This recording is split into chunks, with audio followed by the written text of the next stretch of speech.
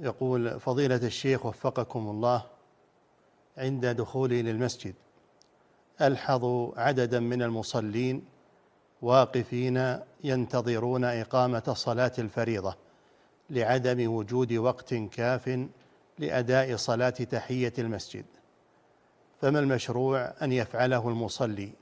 هل يبقى واقفا ينتظر إقامة الصلاة، أم أنه يكبر لتحية المسجد حتى ولو لم يكملها؟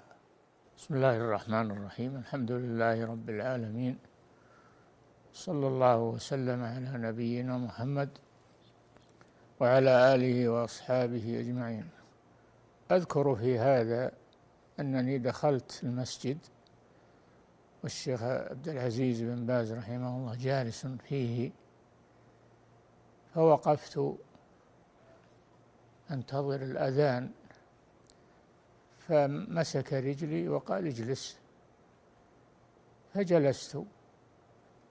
فهذا يدل على أن الإنسان إذا جاء وليس فيه متسع للصلاة قبل الأذان فإنه يجلس، لا بأس بذلك. نعم.